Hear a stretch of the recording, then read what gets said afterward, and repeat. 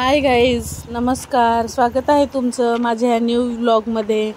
बरोबर करेक्ट आम्ही 5 वाजता निघालोत बँड्रा माउंट मेरी. तिथं आमचं फेस्टिवल चालू आहे, त्यामुळे लास्टच्या दिवशी आमचं जायचा प्लॅन झाला. संडे आहे म्हणजे सगळ्यांना सुट्ट्या असतात आणि थोडंसं रिलॅक्स फिरून पण येऊ शकतो. त्यामुळे तर आम्ही निघालो होतो आणि हे वातावरण आहे ना पावसाचं झालं होतं. खूप छान वातावरण झालं होतं, पण भीती वाटत होती की जाता येताना आम्हाला भिजवायला नको. बाबूची एक्झाम सुरू होते थोड्या दिवसानंतर, त्यामुळे थोडंसं टेन्शन येत होतं. हे आहे ना राईट साईडला आणि लेफ्ट साईडला एवढं छान वातावरण असतं ना. नेहमी मी इकडे गेली की थोडंसं व्हिडिओ काढतेच आहे ना. पुढे आमच्या घरापासून आहे ना अर्धा तासाचा अंतर आहे बँड्राला, BKCला आणि पुढे माउंट मेरीला जायला. तर माझं नवरा आहे ना एवढं फास्ट गाडी चालवतो की 15-20 मिनटामध्ये पोचून दाखवतो, जसं हेलिकॉप्टरने पोचवतो. मी नेहमी त्याला तेच बोलते की मग आम्हाला हेलिकॉप्टरने तो घेऊन जातो आणि घेऊन येतो. तर आम्ही पोचलो होतो पुढे. तर गर्दी बघून आहे ना आम्हाला टेन्शन येत होतं पार्किंग कुठे करायचं. गेल्या वर्षी आम्ही जिथं पार्किंग केलं होतं ना त्याच साईडला म्हटलं पार्किंग करूया, तसं दोघांचा प्लॅन चालू होता. आणि तिथून थोडंसं पुढे आपण सीडी चढून आणि पुढे जाऊयात म्हणून पहिली तर तसंच केलं. हा म्हणत होतं पहिल्यांदाच आपण इकडनं चाललोत मधल्या रस्त्याने. तिकडनं चढायला पण आहे आणि थोडंसं खाली असतं तिकडे, त्यांना जास्त करून माहिती नाही आहे लोकांना, कारण फ्रंट आणि तिकडनं समोरच्या रस्त्याने खूप गर्दी पण असते. म्हणून आम्ही मधल्या रस्त्याने शॉर्टकटनी चाललोत.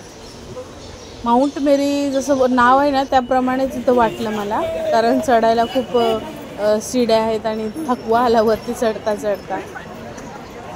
थोडंसं म्हटलं शूट करते. एवढं कम्फर्टेबल वाटत नव्हतं कारण गर्दी पण होती.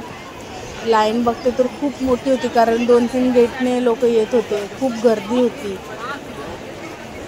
खूप भारी वाटतं इथं आलं ना की असं वाटतं की आपल्या घरी आलो किंवा आपल्या कोणीतरी इथं आपलं वाट बघतंय असं.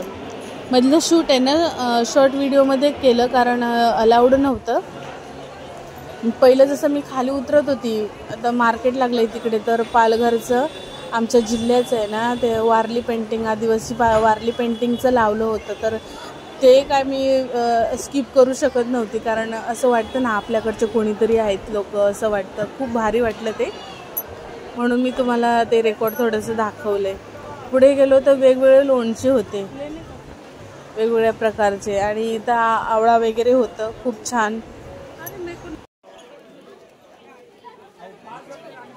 तुम्हाला बोलले होते ना इकडे ना काळे चणे खूप फेमस आहेत आणि गरम गरम भाजून आणि नंतर देतात. तर इथे गर्दी बघितली तर खूप गर्दी होती, म्हणून म्हटलं की नंतर खाली गेल्यावर घेऊया.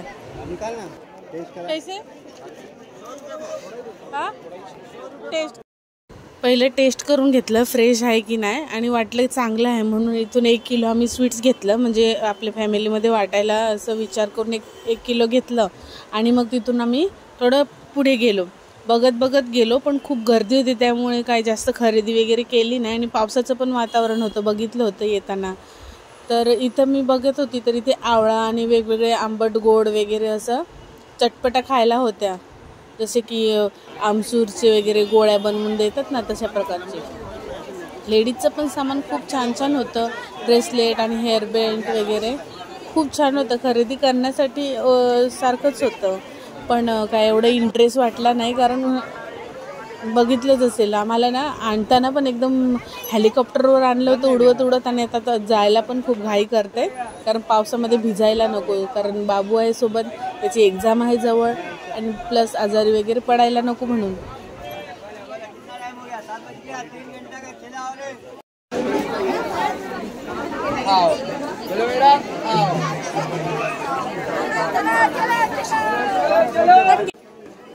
ह्या साईडला गेले आणि मला थोडीशी भीती वाटत होती. म्हणलं आता काय धमाल घालतो का काय बाबू, म्हटलं. बघत होता बघा, वळून बघत होता, कारण त्याच्या कामाची ही सगळी वस्तू होती.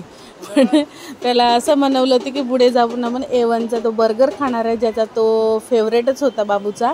त्यामुळे तो शांतच चालत होता, कारण त्याला जर इकडे काहीतरी खेळ न घेतला तर पुढे जाऊन त्याला बर्गर खायला भेटणार नाही, म्हणून शांत आपला हाताला पकडून चालत होता. पुढे गेल्यावर म्हणतो मम्मी तू पण हाताला पकड, नाही तर तिकडं हरवशील, म्हणून माझा हात पकडायला सांगितलं आणि हळूहळू चालायला मागून बघत होता येते की नाही मम्मी, का कुठे हरवली. हे लोकांचे बिचाऱ्यांचे हाल बघून आहे ना वाटत होतं की 10 दिवस त्यांची झोपमोड झाली असेल, रात्र बेरात्र जागत असतील आपल्या धंद्यासाठी, पोटा पाण्यासाठी. ते लोक मेहनतच करतात आहे ना. खूप छान होते कानातले वगैरे.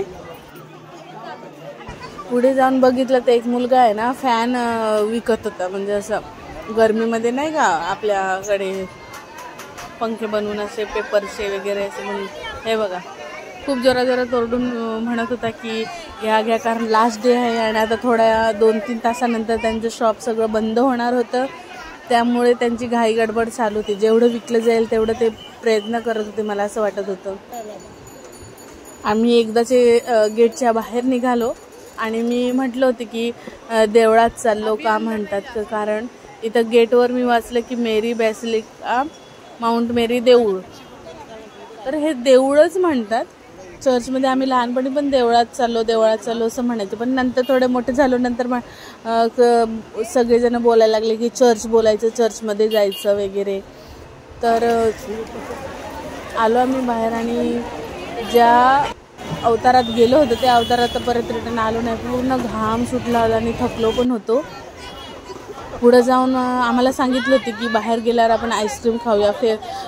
फेवरेट आईस्क्रीम आहे, दरवर्षी आम्ही खातो आणि ते फ्लेवरवाले असतात किंवा नॅचरल असतात. फ्रूट्स त्याच्यामध्ये मिक्स असतात, जसं नॅचरलचे असतात ना त्या प्रकारचे. तर मला तर नेहमी ऑल टाईम फेवरेट कोणता असेल तर तो ह्याचा काय बोलतात सीताफळाचा फेवरेट असतो. तर न सांगता माझ्या नवऱ्याने तो सीताफळाचाच घेतलं होतं आणि स्वतःसाठी सुद्धा सीताफळाचाच घेतला आईस्क्रीम आणि बाबूसाठी चॉकलेटचं. मी न सांगता त्याने घेतलं होतं पहिल्यांदा. असं झालं होतं माझ्यासोबत. खूप छान टेस्ट लागली होती आणि खूप गरम होत होतं, बाहेर आलो होतो तसंच. आणि त्याच्यानंतर आईस्क्रीम खाल्लं. बाबूला म्हटलं मी घेतलं आहे ना तो पण टेस्ट करून बघ. तर त्याला मी टेस्ट करायला दिला आणि त्याला तो पण आवडला. पण त्यापेक्षा त्याला चॉकलेटच आवडतं. लहान मुलांना चॉकलेट आवडतात ना, त्याला बाबूलाही चॉकलेट फ्लेवरचंच जास्त आवडतं. हो बघा छान आहे, आपण मस्त बोलत होता. तुम्ही विचार करत असेल की हिंदी का बोलतात, कारण ह्यांच्या घरी आहे ना नवऱ्याच्या घरी सगळेजण हिंदीच बोलतात आणि बाबू इंग्लिश मिडियमला टाकलं. तर मराठी आणि आदिवासी आमची भाषा बोलून काय त्याला अर्थ नाही, तरी पण मध्ये त्याला मी शिकवते. असं नको व्हायला की मराठी आणि आमची गावाकडे गेल्यावर त्याला काही समजणारच नाही. म्हणून कधी गावावरून फोन आला आईबाबांसोबत तर आम्ही आमचीच भाषा बोलतो.